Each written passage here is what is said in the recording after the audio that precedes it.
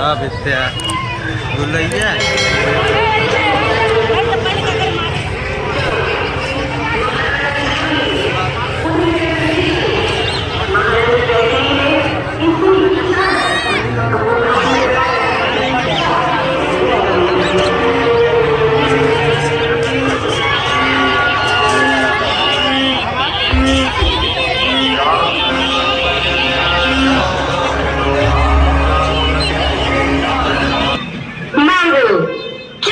हो जो चाहे मांगो। क्या सोचा था आपने कि ये भोली भाली कहके थोड़ा सा चना चना न मांगेगी? भरत और राम तो मेरी दो आंखें हैं। तुम भरत को राज्य देना चाहती हो तो मुझे स्वीकार है। मेरे राम को राज्य का लोभ नहीं है, इसने तो राज्यसभा में भी इनकार कर दिया था। भरत यदि राजा बनना चाहे तो मैं सवेरे ही भरत शत्रुघ्न को भुलवा लूंगा। दूसरी लगन छोड़कर भरत को राज्य। धर्म हो या अधर्म, यश मिले या अपयश, मैं मेरे भरत की सौगंध खाकर कहती हूँ, राम को वन में भेजने के सिवा मैं किसी और वर से संतुष्ट नहीं हो सकती। फिर ये प्राण नहीं रहेंगे।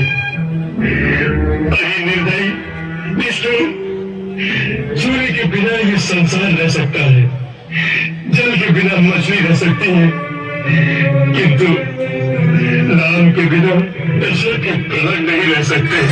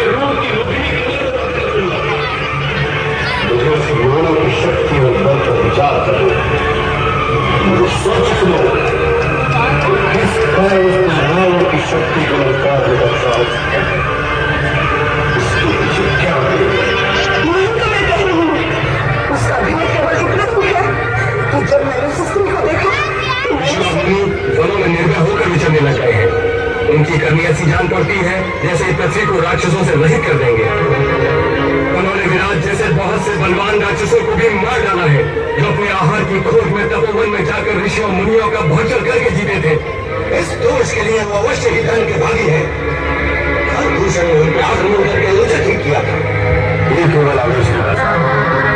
दूसरे, इनके शौर्य का बखान हम पहले से सुनते आ रहे थे। उनके बलाबल की पूरी जांच किए बिना हमारे सेनापति खर और दूषण ने केवल एक स्त्री के भड़काने पर धावा बोलकर अपनी सेना का सारा नाश कर दिया। इससे बड़ी भूल क्या हो सकती है? भीषम भाई, तुम हाथों में चूड़ियां पहनकर बैठ जाओ और फिर तर्क करो ऐसे। किसी की बहन की ऐसी दुर्गति हो जाए और वो नीति और अनीति की बात सोचे। भाभी मुझे तो विवश न कीजिए। बातें न करो, कर्म करो, कर्म।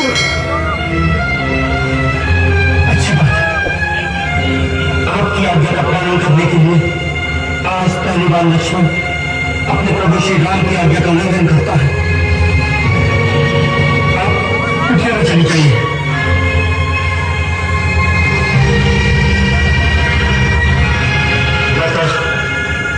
आप ऊपर चली जाइए।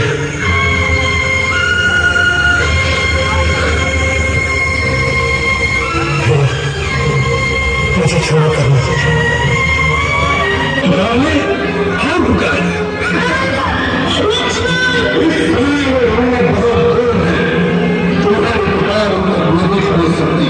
सीते